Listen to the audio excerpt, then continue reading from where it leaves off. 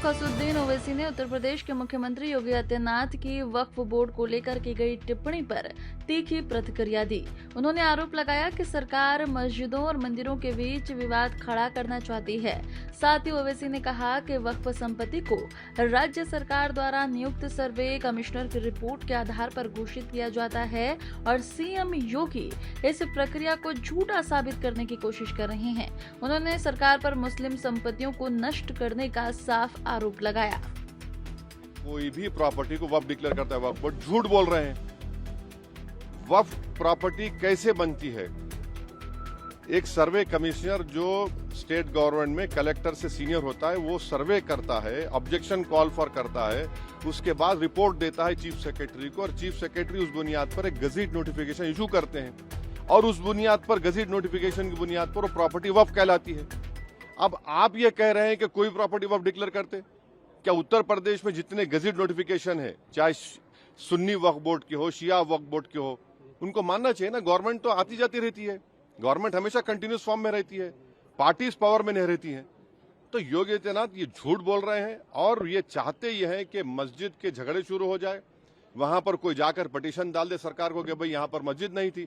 इस बिल में मैं फिर से कह रहा हूं, इसमें पावर इतने हैं कि कलेक्टर अगर इंक्वायरी ऑर्डर करेगा किसी वक्फ प्रॉपर्टी की, तो इंक्वायरी खत्म ही नहीं करेगा कलेक्टर, और जब इंक्वायरी ऑर्डर करेगा तो वक्फ प्रॉपर्टी नहीं रहेगी।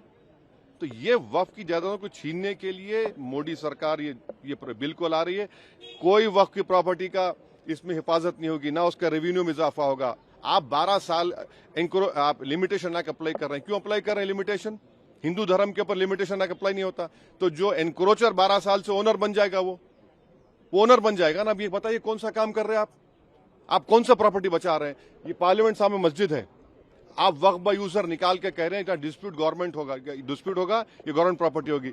दिल्ली एलडीओ कहती है ये मस्जिद जो है हमारी है। कल कलेक्टर को आप पावर्स दे रहे हैं, गवर्नमेंट के ऑर्डर पे बोलेगा ये मस्जिद गवर्नमेंट प्रॉपर्टी, मस्जिद बंद हो जाएगी। फिर ये हम एग्जाम्पल दे रहे हैं आपको। अब इसका गवर्नमेंट कैसा इसका रद्द करेगी? और फिर इनके जो चमचे हैं दुम छल्ले, एक अजमेर दरगाह के वो कौन है, वो दीवान का बेटा है। देखिए, ख्वाजा एक्ट के तहत वो दीवान गवर्नमेंट का एम्प्लॉय है, नौकर है वो गवर्नमेंट का। और आप लोग लिखते नहीं है, बोलते नहीं, उसको हर साल एक कोर्ट का, हाई कोर्ट के जजमेंट से उसको साल में 1.5 करोड़ रुपए मिलते हैं। वो बताए, वो दीवान का बेटा, कि भैया दीवान बताए कि कितना उन्होंने मुस्लिम महिलाओं के लिए, मुस्लिम बेवा महिलाओं के लिए, मुस्लिम यतीम बच्चों के लिए उन्होंने कौन सा मदद की। और उसका तो कोई वक्फ भी नहीं है। उनका कौन सा वक्फ है बताइए? उनका तो वक्फ ही नहीं है। अच्छा, आपके किरण रिजिजू हैं, वो बुद्धिस्ट हैं, क्या वो बिहार के एंडोमेंट बोर्ड मेंबर बन सकते? नहीं बन सकते। वो बोध गया बन सकते, जबकि कॉन्स्टिट्यूशन में आर्टिकल 25 में बुद्धिस्ट का डेफिनेशन भी हिंदू में आता है।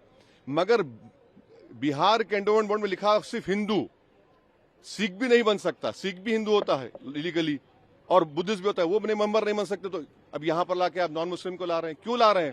ताकि नॉन मुस्लिम ज्यादा हो जाए स्टेट वक्फ बोर्ड में। उसके बाद आप वक्फ बाय यूजर के निकाल रहे हैं कंडीशन के साथ, तो आप पूरा कब्जा कर लेंगे आप। ये हमारा जेन्युइन कंसर्न है।